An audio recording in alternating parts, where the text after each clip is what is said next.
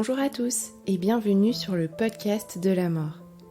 Ça y est, la cloche de la rentrée a sonné et pour ce nouveau cycle, j'ai quelques annonces à vous faire. Et oui, il va y avoir du changement par ici. On commence par la moyen bonne nouvelle. Les épisodes de témoignages au format long, tels que vous les connaissez jusqu'ici, vont continuer. Mais, et oui, il y a forcément un mais, je passerai un peu moins de temps à les monter. Je sais que vous êtes sensible aux petites musiques au bon moment, aux transitions ou à la qualité de l'élocution de mon invité. Et moi aussi. Mais tout ce travail réclame du temps. Beaucoup de temps. Trop de temps. Je vais donc abandonner un peu de mon perfectionnisme en chemin et j'espère que ça ne vous empêchera pas d'apprécier les prochains partages.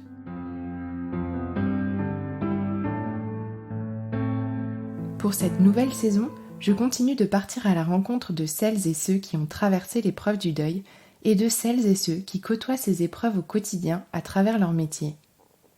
Aujourd'hui, j'ai l'immense plaisir de vous faire découvrir un métier que je trouve riche d'une merveilleuse humanité. Pour ce faire, je vous embarque à la rencontre d'une femme dont l'énergie de joie me fait penser à celle d'une fée. Cette petite fée au grand cœur, c'est Valeria Milewski, créatrice de la biographie hospitalière ou Care Biographie et fondatrice de l'association Passeurs de mots, Passeurs d'histoire. Alors, pour cette reprise, quelle belle cohérence que celle d'aborder l'importance de se raconter, de laisser trace au crépuscule de sa vie, justement sur ce podcast.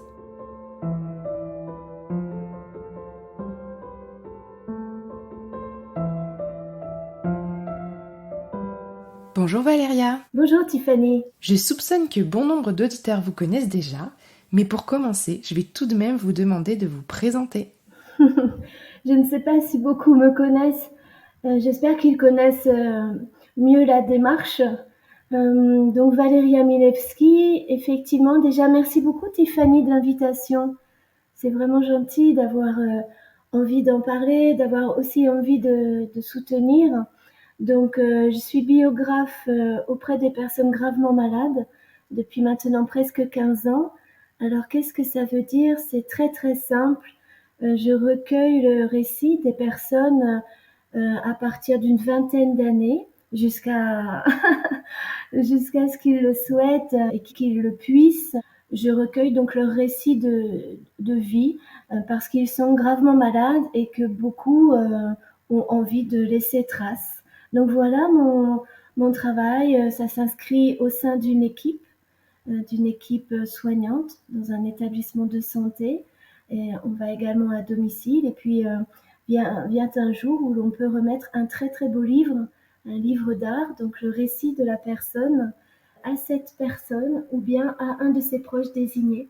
Et bien sûr, c'est offert, offert à cette personne. Donc voilà mon travail qui est une joie au quotidien. Et puis en parallèle, je m'occupe aussi du développement national de l'association pour que nous soyons davantage et pour aller vers la reconnaissance d'un nouveau soin. Voilà mes motivations, voilà ce que je fais au quotidien.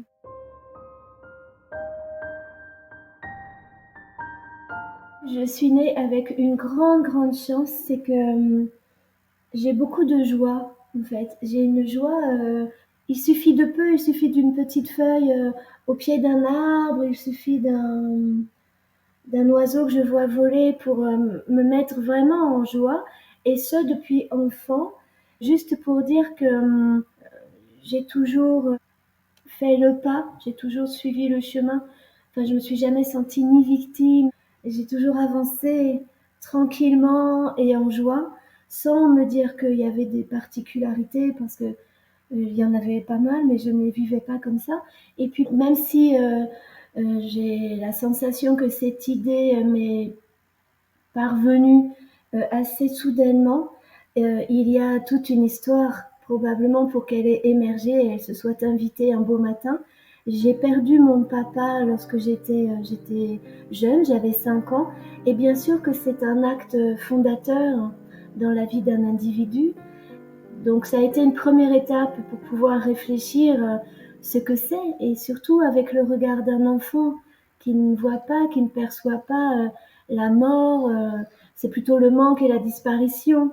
Ça a été une première étape. Et puis il faut dire que je ne m'appelle pas Milewski pour rien. Il y a voilà des grands-parents polonais et de l'autre côté maternel espagnol. Donc c'est aussi tout un contexte d'histoire avec un grand H qui m'a constituée. Et puis en fait j'étais dans une famille où la parole n'était pas prononcée, l'histoire n'était pas dite. Donc c'est plutôt la petite fille qui vit un peu le nez au vent, assez autonome et qui sent bien qu'il y a des zones d'ombre.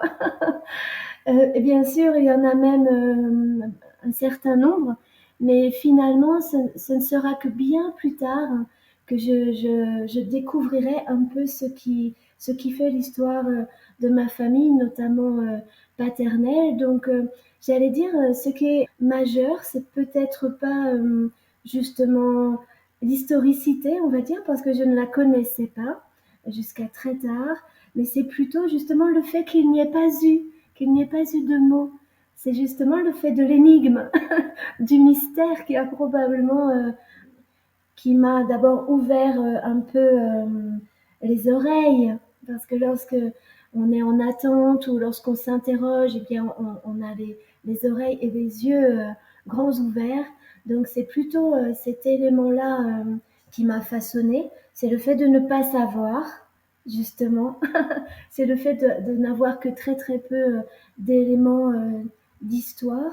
Et puis le jour où je les ai eus, finalement, j'allais presque dire je le savais déjà. On a des confirmations comme ça dans la vie, mais par plein de petits actes comme ça ou par plein de petites preuves au gré de la vie. J'étais pas vraiment étonnée d'apprendre voilà certaines choses. Et puis par la suite, j'ai vraiment eu effectivement besoin d'un lien. Donc il était très simple. Moi, lorsque j'étais ado, il y avait un mouvement qui s'appelait Solidarność, par exemple. Donc j'étais engagée dans ce mouvement et j'ai fait venir aussi des jeunes étudiantes polonaises à la maison. Et voilà, j'ai repris comme ça un peu le contact avec ce pays que je connaissais aussi par l'intermédiaire d'une grand-mère, que je voyais aussi de temps en temps. Et c'était aussi ne pas omettre l'autre côté espagnol, parce qu'il y a cette double couleur, j'allais dire. Il y a deux couleurs en une. Donc voilà, pour ma maman, j'avais aussi envie de cultiver, d'écouter la musique, le flamenca et tout ça. Enfin voilà, donc en fait, comment j'ai pu reconstituer un peu une essence? Eh bien, c'est par la culture, c'est par l'art, et puis ça peut être aussi par la politique, mais c'est passé beaucoup par l'art et la musique, parce que je suis musicienne aussi.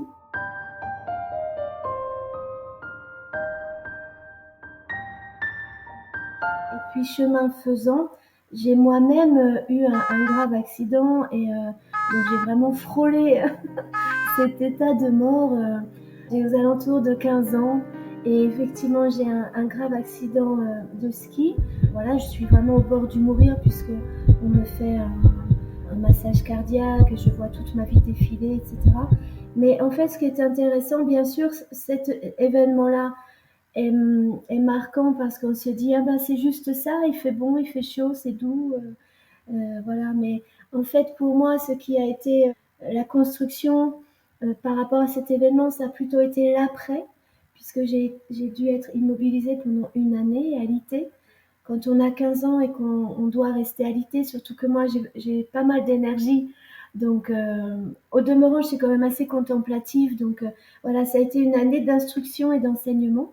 J'ai pu découvrir énormément de choses par la lecture notamment, et j'ai surtout découvert voilà, par exemple Confucius ou Tao Te Ching, et j'ai découvert un cinquième élément qui est le vide, et que dans le vide il y avait tout. Et quand on découvre ça à 15 ans et cette sagesse-là, eh bien, ça m'a ensuite guidée pour les années futures. Mais c'est vrai que ce temps d'immobilisation m'a permis de comprendre et d'aller vers ma géographie intérieure, donc depuis l'âge adolescente, on va dire. Donc j'en ai quelques décennies de plus.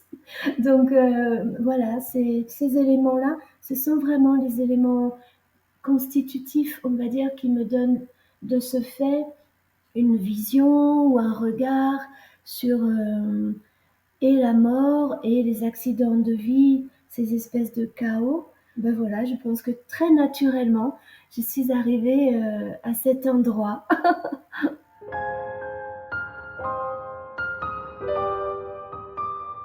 Et j'ai toujours aimé écrire. Ce qui peut sembler surprenant pour une personne dyslexique, mais j'ai jamais été dysorthographique. Je me souviens que ma maman était, et c'est pas du tout par flagornerie, hein, souvent convoquée par les profs de français en disant mais il faut qu'elle fasse quelque chose de ça.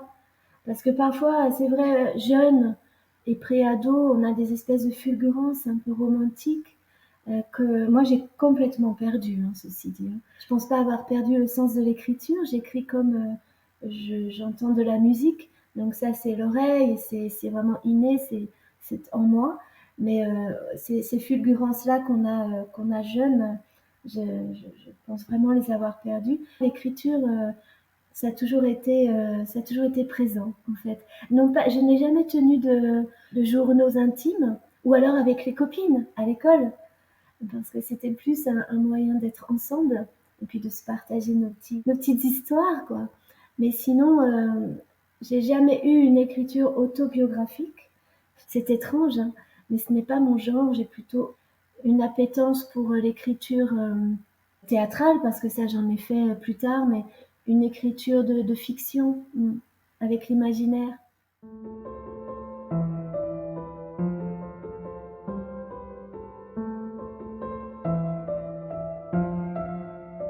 Si je reviens un peu à la genèse, j'ai travaillé au Muséum national d'histoire naturelle à Paris. Et puis pour plein de raisons, notamment il y a un changement de gouvernement, donc la politique est recentrée sur les sciences dures et je travaillais pour la mission artistique, donc nous sommes remerciés et j'ai un peu de temps. Donc ce qui est assez rare finalement d'avoir un peu de temps.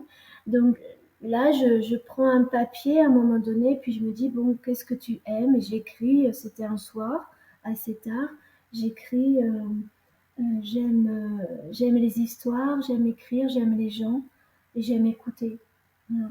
C'est tout, c'est très très simple. Et puis, je vais me coucher le lendemain matin, et j'ai cette idée, en fait, de me dire, pourquoi je ne proposerais pas à des personnes gravement malades qui vont mourir de se raconter.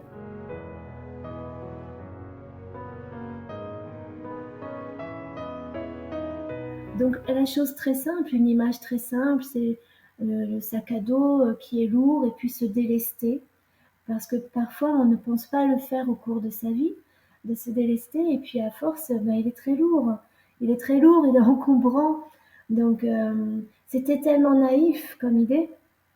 Donc j'en parle autour de moi. On me dit Valéria, c'est pas pour toi.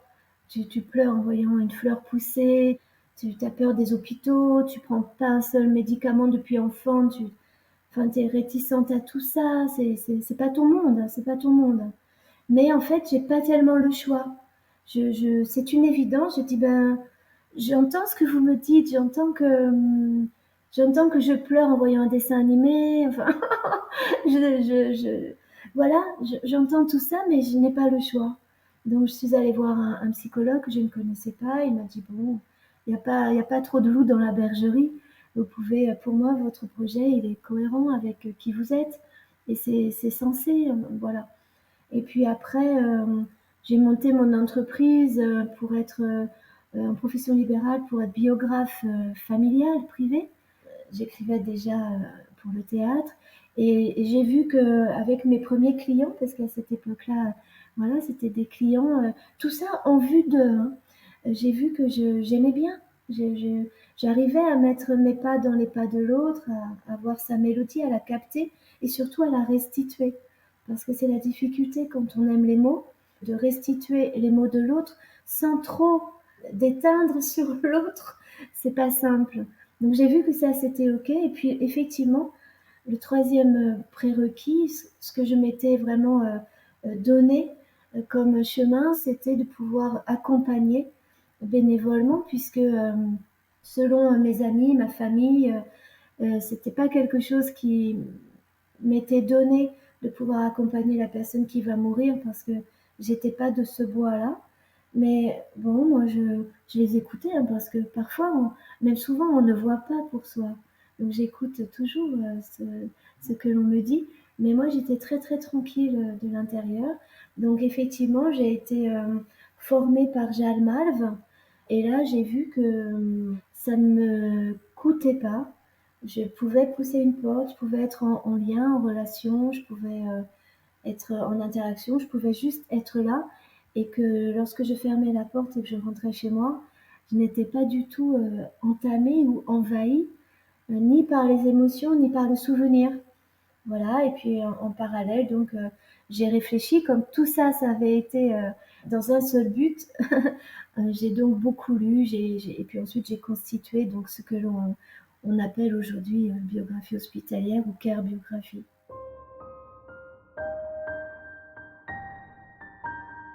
Le bénévolat accompagnant, c'est vraiment auprès de la personne gravement malade une place essentielle dans les services. Malheureusement, en France, il n'y a pas une culture comme en Angleterre où il y a nombre et nombre et nombre de bénévoles auprès de la personne gravement malade. Avant, on les appelait des visiteurs.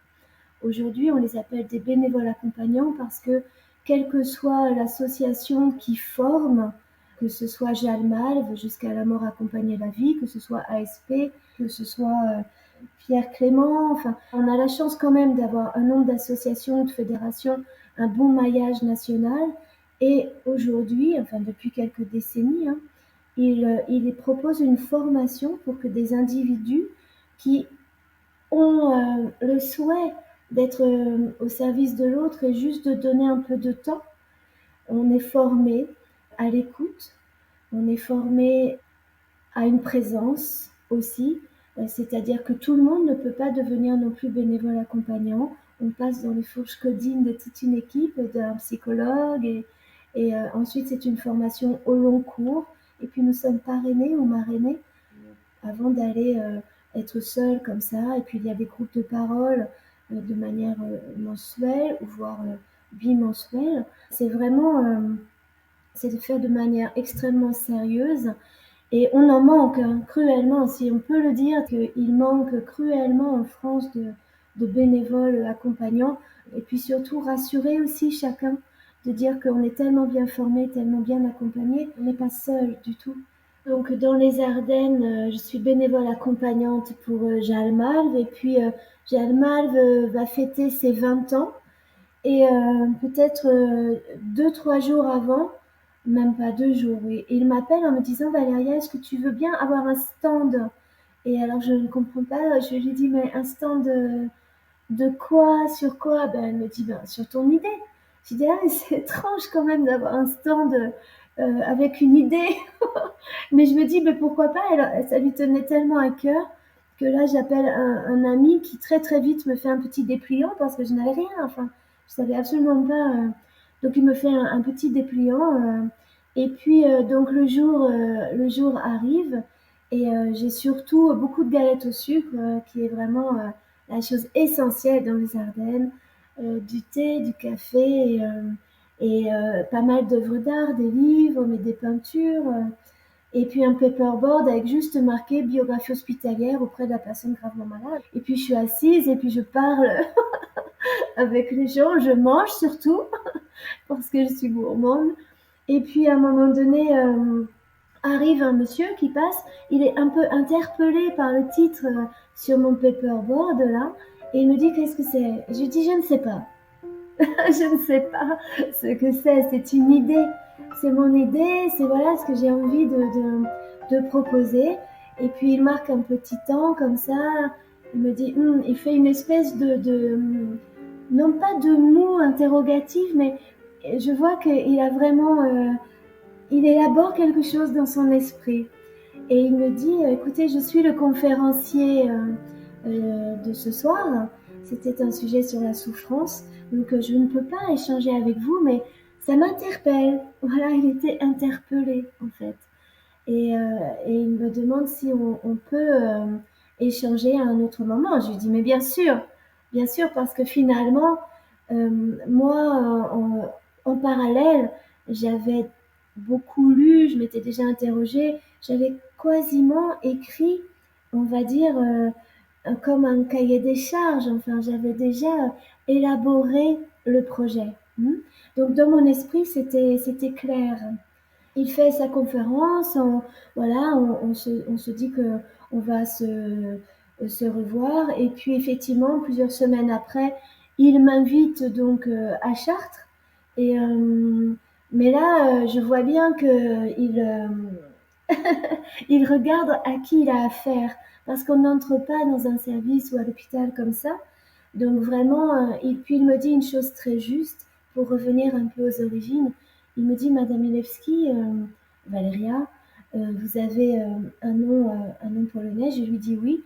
Il me dit, eh bien, vous voyez, il ne faut jamais que vous oubliez que si vous entrez dans un service de soins palliatifs ou auprès de la personne gravement malade, c'est comme si vous entriez dans une mine.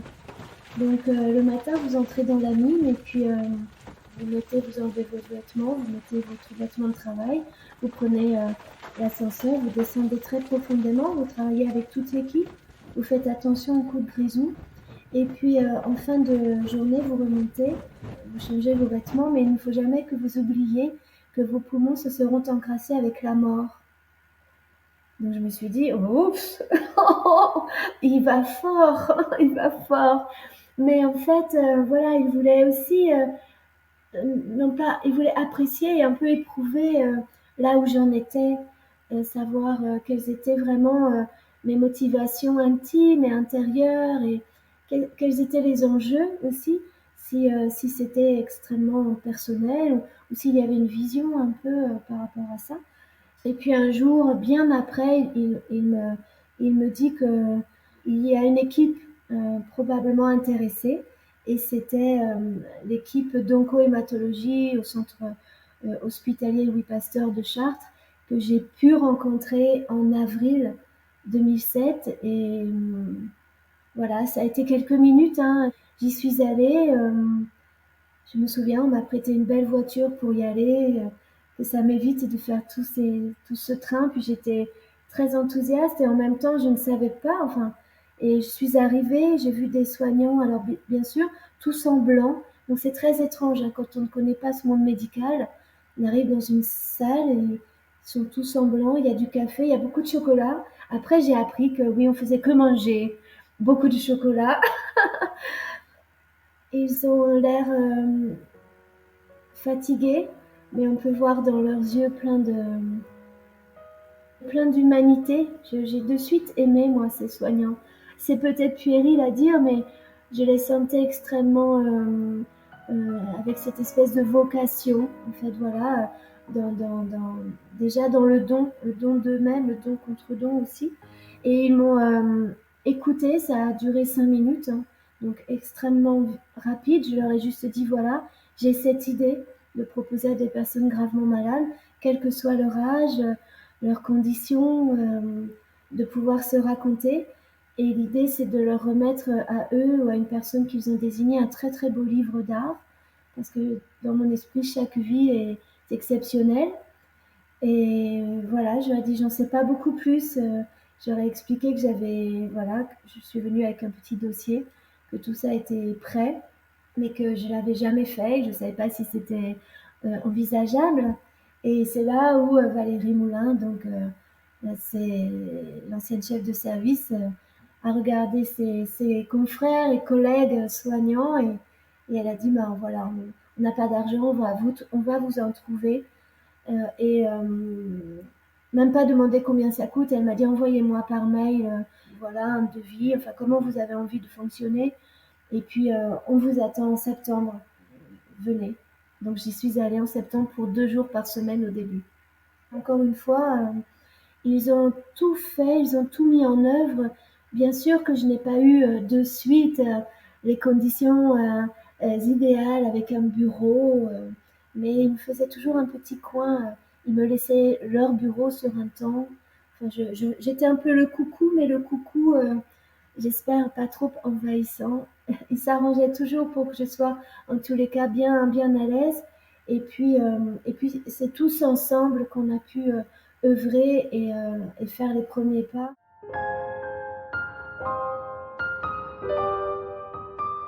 Ces premiers pas, encore une fois, ils sont simples. Ils se passent avec une première rencontre. On peut l'appeler Madame Véro.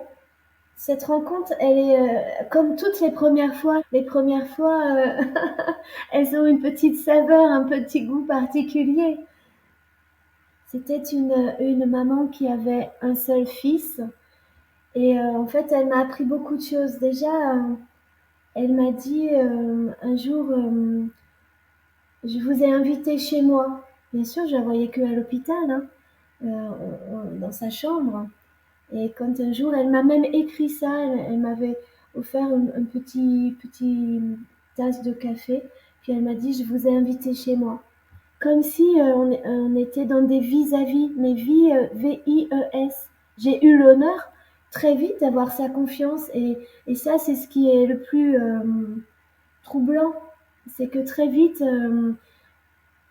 au tiers inconnu, au tiers qui fait partie d'une équipe, ça c'est essentiel, c'est-à-dire dans un cadre, au tiers qui est, on va pas dire prescrit, mais je fais pas de porte-à-porte hein, dans chaque chambre. C'est un membre de l'équipe. À Chartres, ce sont souvent les médecins qui introduisent la démarche. Donc, en tous les cas, c'est vrai qu'il y a cette confiance comme ça. Et d'ailleurs, dans les deux sens, il faut que ça se passe, cette espèce de lien. Donc, Madame Véro, de suite, il y a des sourires, il y a une espèce aussi de complicité, peut-être de femme à femme, peut-être de maman à maman aussi. Et puis un jour, elle meurt, donc c'est mon premier décès. Je sais pas trop quoi faire avec ça, en fait, dans mon cœur et dans ma tête. Et donc, j'ai une pensée pour elle. Enfin, voilà, je pars à l'auberge de jeunesse. Je suis à pied, j'ai une pensée, voilà, je me dis qu'on a bien travaillé aussi. Je suis satisfaite de ce qu'elle a pu, comment elle se l'est appropriée, parce que c'était une sorte d'inconnu pour elle comme pour moi. Elle me l'a dit d'ailleurs, combien elle était contente d'avoir pu faire ça. Et je suis pleine de ça, en fait. C'est toujours peut-être ma joie fondatrice, mais je me dis, bon, ben, voilà, oui, elle est morte, mais elle me dit combien ça a été essentiel pour elle. Et déjà, on a pu faire plusieurs séances et bien avancées. Donc, et puis, je suis à l'auberge de jeunesse et je suis avec une femme qui n'est pas française et je crois qu'il vient des pays de l'Est. On n'a pas beaucoup d'échanges parce qu'elle ne parle pas anglais. Mais voilà. Et le matin, elle est partie bien avant moi et je vois qu'elle m'a laissé une belle pierre. Et je me dis, bon, voilà, pour mon cœur qui était un peu en peine, voilà, je me suis dit, que de cadeaux finalement, que de cadeaux. Donc, ça s'est passé et 15 ans après, c'est vraiment ce que je disais, 15 ans après, en fait, il faut bien comprendre que c'est tellement que de la relation et de l'altérité. C'est tellement que de la réciprocité, c'est à cet endroit-là. Et en même temps, évidemment que je me suis trompée, j'ai fait des erreurs, c'est aussi pour ça que je forme aujourd'hui. Donc, étant donné que je n'avais pas de père vers qui me retourner pour avoir des bons conseils, donc on réfléchissait tous ensemble, mais c'était terra incognita, il a fallu défricher. Et parfois, je me suis, je ne sais pas si c'est dire trompée de direction, parce qu'à chaque fois, ils me reprennent quand je dis ça. Ils disent, mais non, Valérie, tu t'es pas trompée, c'était des enseignements. Bon, quand même, je me suis parfois bien trompée.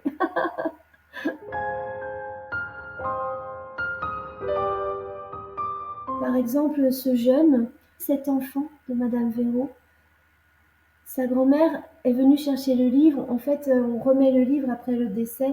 Quand je n'ai pas pu le remettre à la personne, on le remet bien, bien après la perte.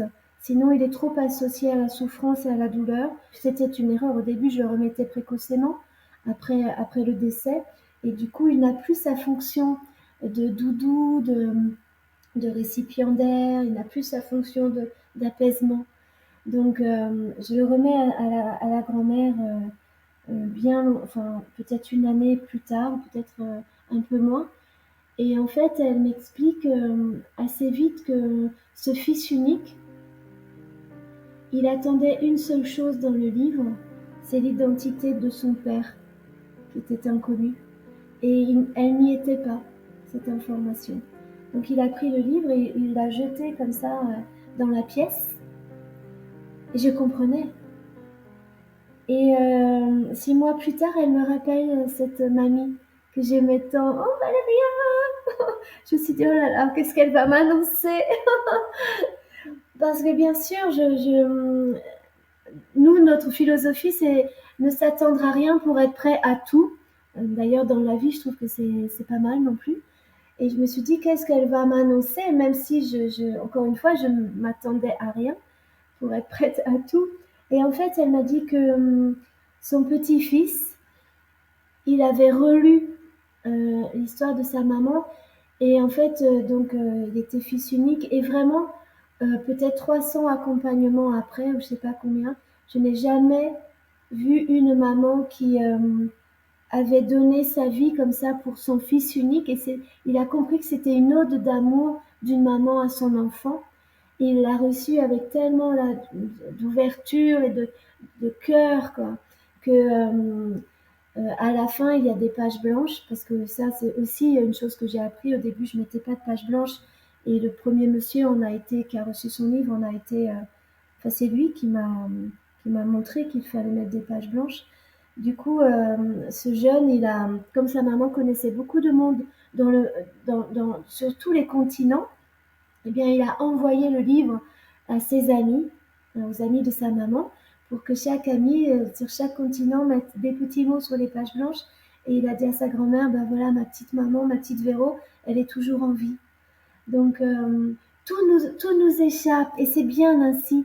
Voilà, je suis bien heureuse de ça, c'est l'essentiel. C'est qu'il n'y a pas d'objectif. Je veux dire, ensuite, voilà, ça fait le chemin que ça doit faire.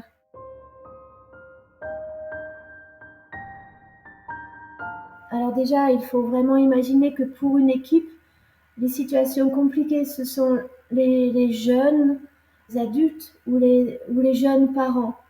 Bien sûr que lorsque j'accompagne une jeune maman de 30 ans, qu'à côté il y a ses enfants de 2 ans, 4 ans, voire des bébés, et que cette jeune maman va mourir, il y a le cœur qui est touché à un autre endroit que lors d'autres accompagnements, parce que cette maman, elle sait qu'elle va mourir, et pour elle, c'est souvent d'ailleurs, ce sont ces personnes dans cette situation qui demandent la biographie hospitalière ou l'équipe qui le propose, parce que quand une maman dit ben voilà, je ne serai plus là à Noël, et mes enfants ne vont pas se souvenir de moi, donc ils enregistrent, et là pour l'équipe, c'est important de dire, vous savez, vous pouvez peut-être laisser trace et faire récit de votre vie.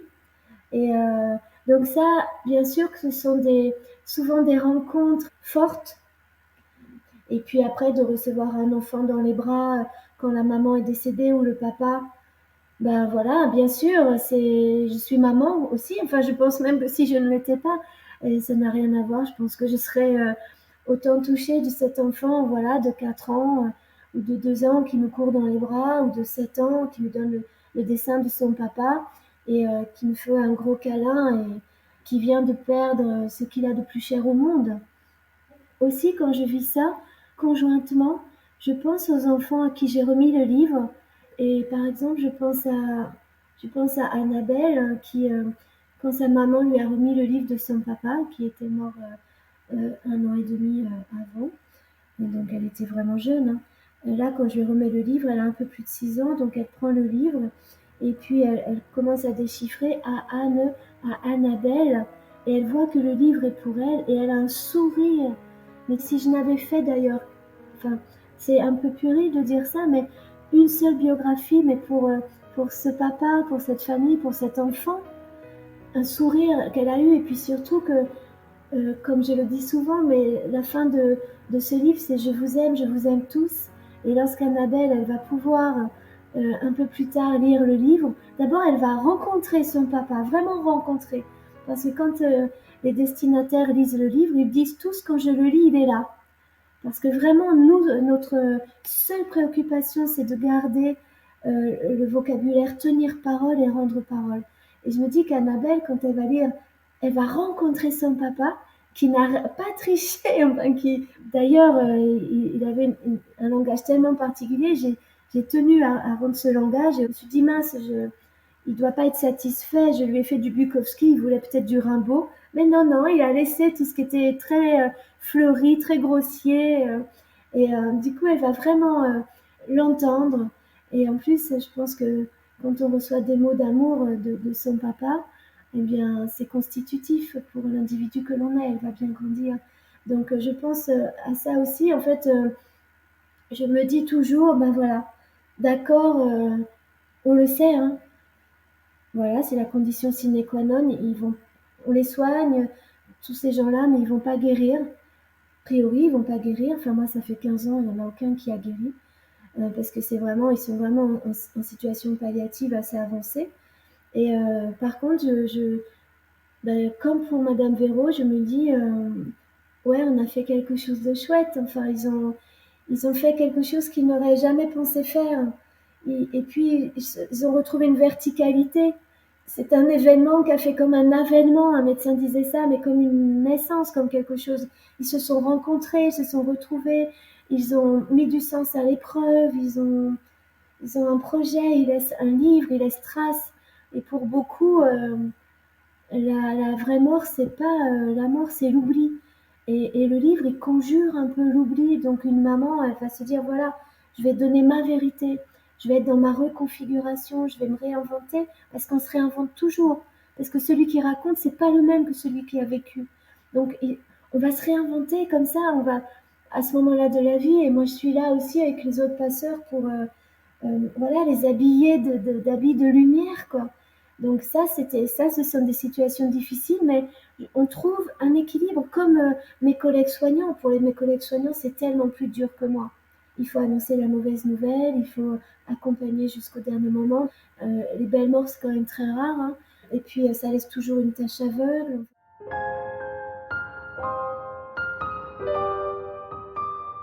Tout à l'heure, j'ai parlé de ce jeune qui envoie le livre de sa maman dans le monde entier pour qu'il y ait des mots sur les pages blanches. Me vient de suite à l'esprit ce grand manque auquel je n'avais pas songé. C'est le premier monsieur de son vivant à qui je remets le livre. J'ai coutume de l'appeler Monsieur Obama, il adorait les États-Unis. Déjà, il est très ému, il dit c'est très étrange, Valéria, d'avoir sa vie dans la paume de sa main, comme ça. Et puis, bien sûr, il l'avait lu et corrigé. Et puis, il me dit, c'est passionnant. Et je lui dis, mais c'est votre vie. Et je lui rappelle qu'il m'avait dit qu'il n'avait rien à raconter, que sa vie, c'était quasiment rien, quoi. On est contents tous les deux. On est contents, voilà. Et seulement, ça n'a pas duré très longtemps parce que quelques semaines plus tard, mes collègues infirmières, elles m'ont dit, tu sais, Monsieur Obama, il va pas bien du tout. Il revient aux urgences, il a sa brosse à dents dans la main gauche, son livre dans la main droite, il va pas bien.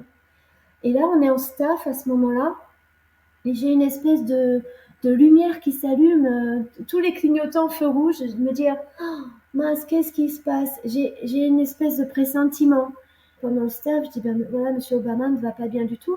Donc les médecins, un peu goguenards, bah oui, évidemment, Valéria, il va bientôt mourir, il va mourir ce monsieur, donc il va pas bien. Je dis, non, non, il y a autre chose. Je pense qu'il y a autre chose. Et je vais le voir, et là, effectivement, je vois un Monsieur Obama extrêmement triste. Et je lui dis, mais qu'est-ce qui se passe? Qu'est-ce qui va pas? Il me dit, moi j'ai mon livre. J'ai dit, mais vous avez votre livre et ça va pas, enfin, vous n'êtes pas. Il dit, mais c'est pas ça, Valéria. C'est formidable d'avoir son livre, mais il y a un point final. Oh là là, il a cata. Le ciel m'est tombé sur la tête en 2 secondes et demie. En 2 secondes et demie, j'ai compris que ce monsieur ne se donnait plus le droit d'avoir des projets, quasiment de vivre. Parce que j'avais mis un point final à son récit, à sa vie.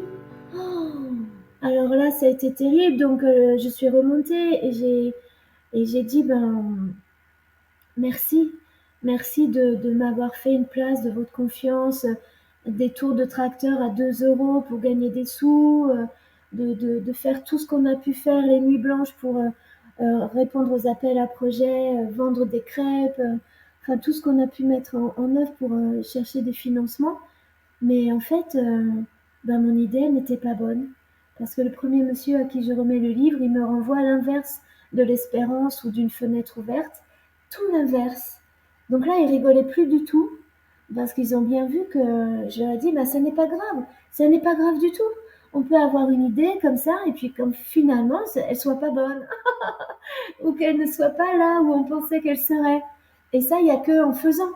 Hein, il n'y a que en expérimentant qu'on peut le savoir. Donc là, ils rigolent plus du tout, parce qu'en fait, et je leur dis, bah, s'il n'y a pas quelque chose à proposer à cet état de fait, ben, je vais partir. Et il nous a fallu 2 heures pour que, en conférence, tout de suite, mais au bout de 3 secondes et demie, il y a quelqu'un qui lève la main. Nous, il nous a fallu un temps considérable. Et dans une équipe, c'est quand même très rare qu'on prenne 2 heures en staff, parce que les médecins et l'équipe ont tellement d'autres choses à faire. 2 heures pour la chose la plus simple, qui sont ces pages blanches.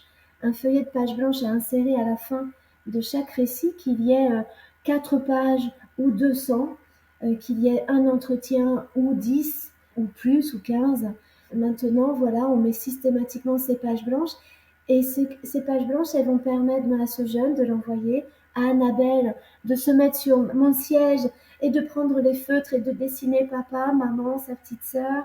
Et ces pages blanches, c'est l'espace aussi symbolique que les pages noircies et transmises, et de l'ordre vraiment de cette transmission. Ces pages blanches, c'est le chemin qui continue, la vie qui continue, l'histoire qui continue par la personne, ou pour soi, ou pour une famille, ou pour un enfant, ou c'est du collage. Enfin, pour moi, c'est tout aussi essentiel. Ça a été un énorme enseignement.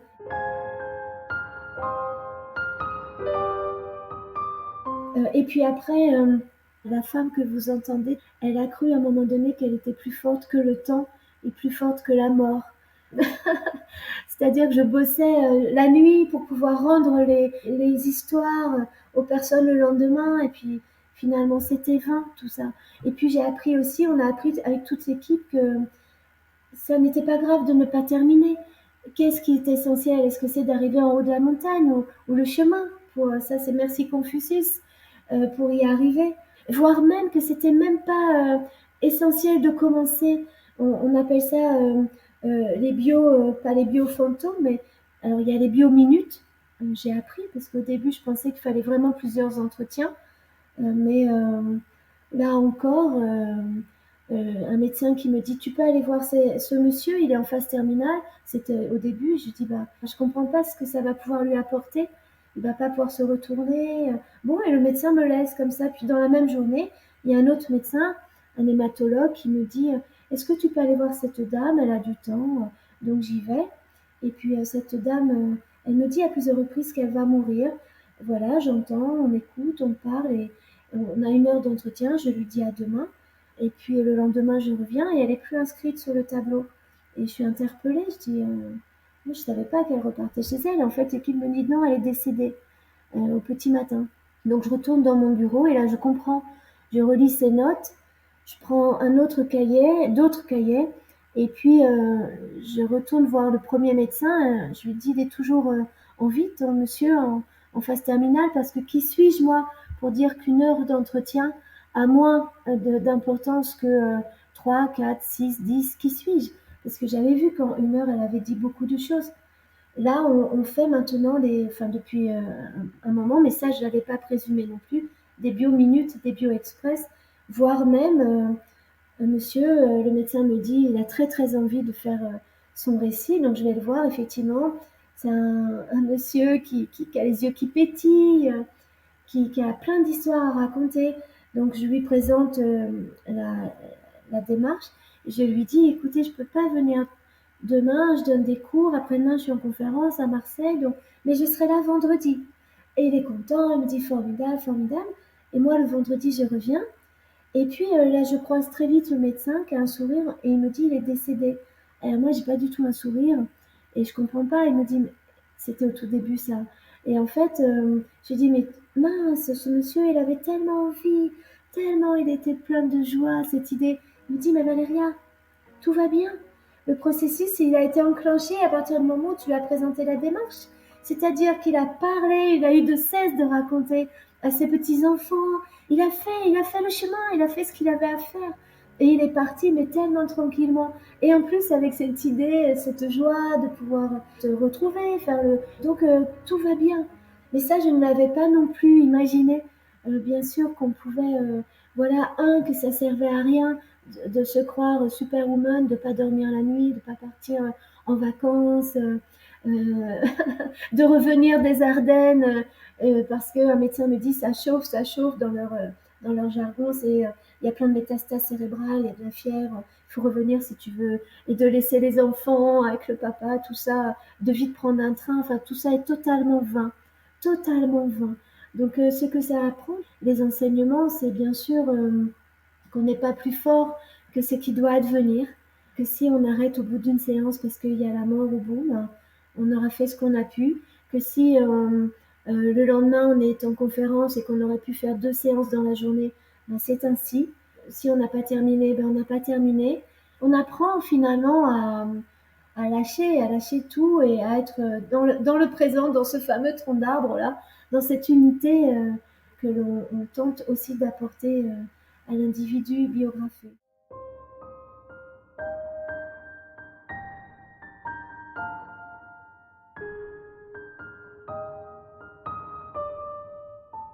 Il peut y avoir des situations qui me heurtent à titre personnel. Par exemple, si on n'a pas du tout des valeurs communes, eh bien, dans ces cas-là, d'abord, dans ces cas-là, j'ai mon cahier.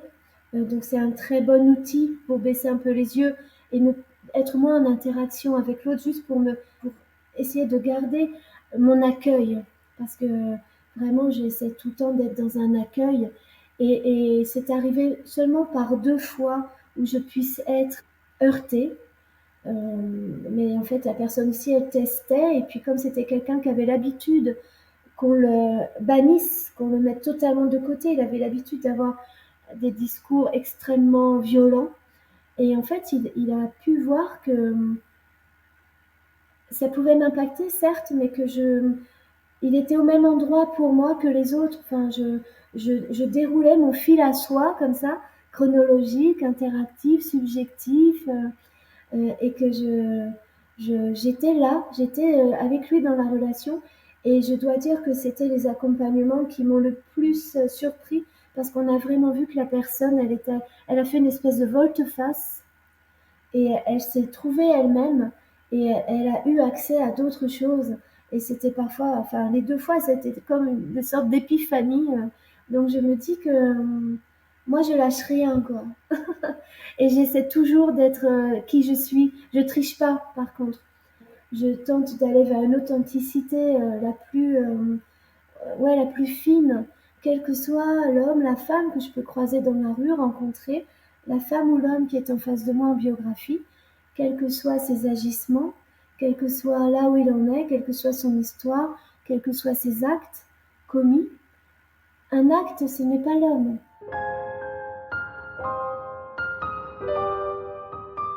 Et il y a une chose à laquelle je n'avais pas du tout, jamais, jamais j'aurais pu y songer parce que je n'étais pas soignante. Un jour, il y a la télé qui vient dans le service, le magazine de la santé, sur toute une semaine. Et puis la caméra tourne et mon ancienne chef de service, Valérie Moulin, dit à la caméra, bah, bien sûr que c'est un soin pour nos patients, c'est une évidence. Et elle explique pourquoi. Et elle finit par dire, mais c'est aussi un soin pour toute mon équipe et pour moi, médecin.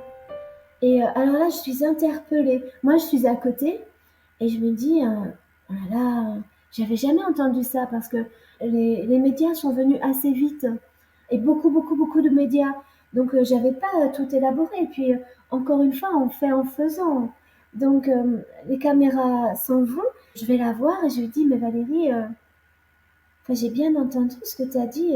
Je savais que déjà les médecins, parce que même en conférence à mes côtés, ils disaient à leurs homologues ou au public que c'était un soin pour eux, assurément pour leurs patients. et en expliquant pourquoi, mais je lui dis: «J'ai entendu que tu as dit que c'était un soin pour vous, pour l'équipe soignante, pour vous tous.» Et là, elle me regarde, elle rigole, bah, elle dit: bah, évidemment que c'est un soin pour nous, de réfléchir, de montrer à notre patient que ça n'est pas qu'une maladie, qu'on est dans la continuité de soins, qu'on s'inscrit dans une médecine humaniste. Ça nous fait du bien, ça nous soigne aussi. Donc évidemment, et puis tout ça, après, on l'a élaboré dans une recherche. Donc ça, c'était des choses que je n'avais pas présupposées.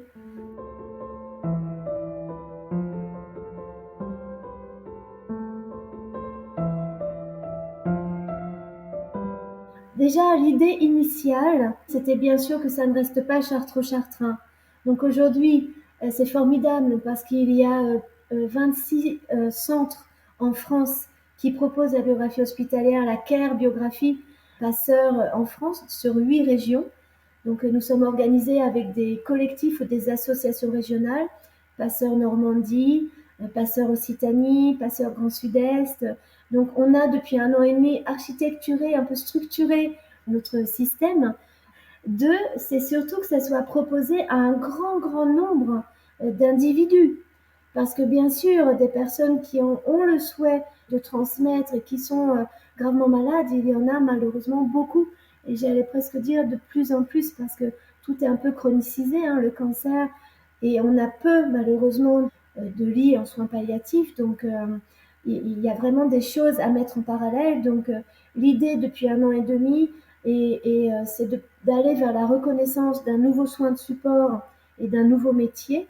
Donc là, je m'occupe beaucoup, je suis déléguée générale de l'association Passeurs de mots, Passeurs d'histoire, qui est d'intérêt général. Et j'œuvre avec notamment un cabinet qui s'appelle le cabinet Cause, et puis un parrain qui vient de The Good Lobby au niveau des affaires publiques. J'œuvre aussi avec des personnes à la DGOS, au ministère, pour faire des plaidoyers et aller dans ce sens, parce qu'à partir du moment où il y aura la reconnaissance d'un nouveau soin, nous avons aujourd'hui un partenaire historique, un incubateur de projets qui est Elebor, qui aide chaque nouveau projet. C'est un fonds de dotation, c'est un incubateur, donc il est à nos côtés pour le développement. Donc ça, c'est formidable. Mais on n'a pas, le mode économique n'est pas systémique. Alors que lorsqu'il y aura la reconnaissance d'un nouveau soin, non seulement on pourra le proposer à un nombre grandissant sur notre territoire, et on n'aura plus à aller chercher des financements, ce qui reste encore le nerf de la guerre. Donc aujourd'hui, c'est ça. Aujourd'hui, on travaille sur la reconnaissance, sur les reconnaissances, soins et métiers. Pour ce faire aussi, on travaille sur l'élaboration d'un diplôme interuniversitaire pour la biographie hospitalière, la Care Biographie. J'ai soutenu, j'allais dire à cause, mais c'est plutôt grâce au professeur Régis Aubry qui m'a vraiment invité, voire poussé à valider cette démarche qui n'existait pas et qui n'existe pas ailleurs non plus sous cette forme-là à l'étranger. Voilà, et puis plein d'autres projets, un projet aussi d'exposition, j'en suis très heureuse avec l'OMS et l'ONU, et j'espère que nos politiques comprennent que c'est essentiel, de transmettre quand on est à cet endroit-là, que ça fait des soins beaucoup plus légers et que l'on aide toute une équipe, tous les soignants, et que finalement, une biographie réalisée, ce sont des centaines d'individus qui en bénéficient. C'est dingue, il y a un écho comme ça, et puis c'est finalement assez simple et peu coûteux.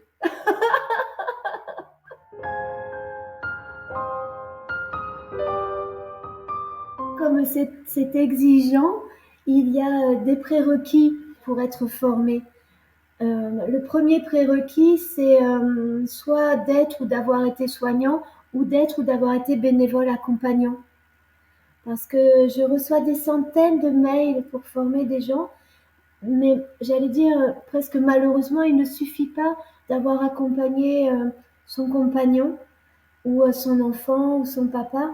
Il faut vraiment avoir été formé de manière professionnelle, comme le sont les soignants ou les bénévoles accompagnants, et d'avoir pu expérimenter comment va notre cœur en fait quand on accompagne quelqu'un qu'on ne connaît pas, et les odeurs, et comment on est avec une équipe, et enfin expérimenter tout ça. C'est pas juste avoir bon cœur et plein de compassion et de bienveillance, pas du tout.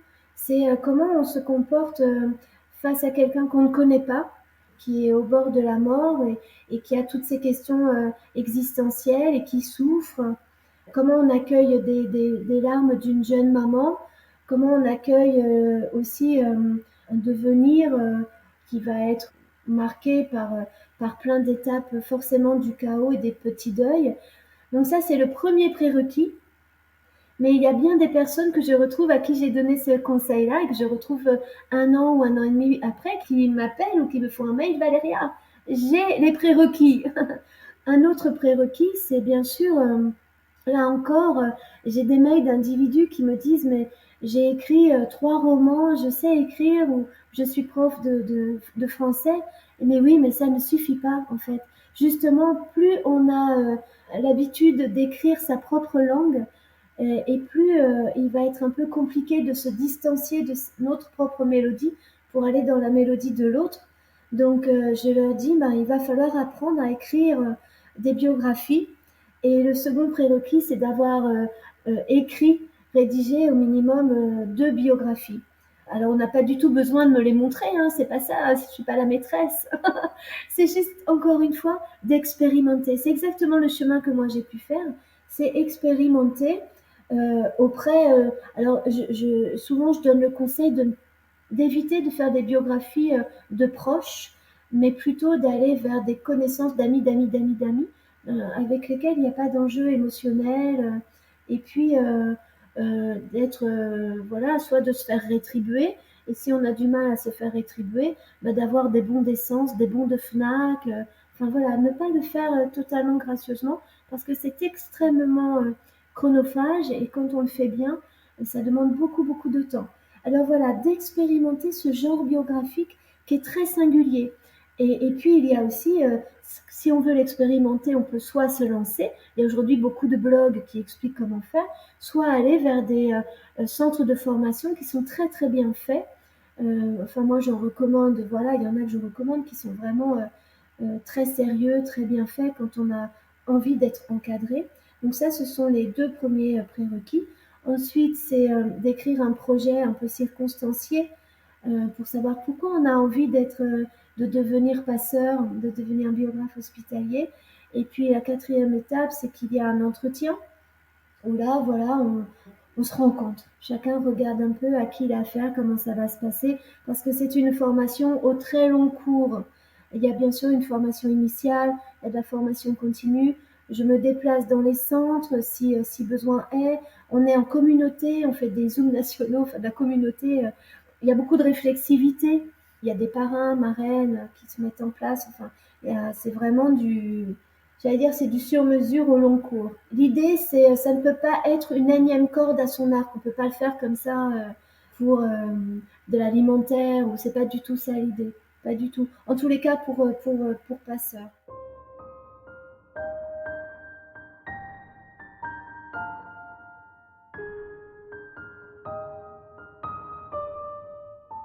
Et merci Tiffany de porter un éclairage, parce que même si ça fait 15 ans, il a bien fallu toutes ces années pour bâtir un socle très solide, et devenir peut-être un peu, voilà, le porte-voix.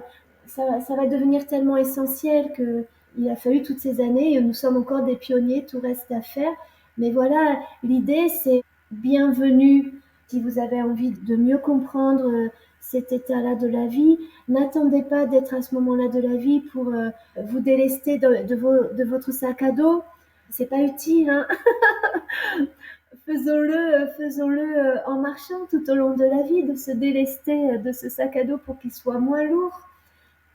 Peut-être finir, juste dire que moi je suis assez ricoeurienne, et que Ricoeur il a dit que d'inviter à faire son récit de soi, c'est d'inviter le narrateur à donner de l'unité, de la cohérence et du sens à sa vie. Donc je me dis, c'est un bon outil, c'est un bon outil. Mais ça ne reste qu'un outil aussi. Mais cultivons notre présence, notre solidarité, parce que c'est ça, c'est Passeur et la biographie hospitalière, c'est avant tout de la solidarité. Et vraiment, pas beaucoup plus, mais si chacun pouvait la cultiver à côté de soi, déjà à côté de soi, ce serait formidable. Donc c'est peut-être ça que j'ai envie de dire, cultivons cette solidarité, cette générosité.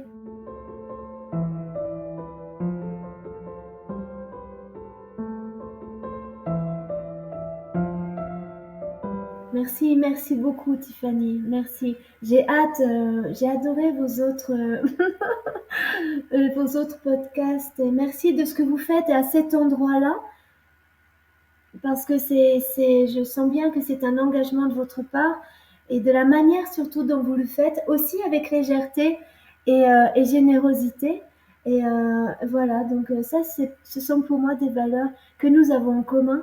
Et je suis honorée de compter parmi tous vos sujets. Et je vous souhaite longue vie, Tiffany. Vraiment. Bravo encore de votre investissement et de cette belle idée. D'aborder aussi la mort autrement, simplement. Surtout d'aborder la vie, parce que finalement, c'est ça aussi. À bientôt.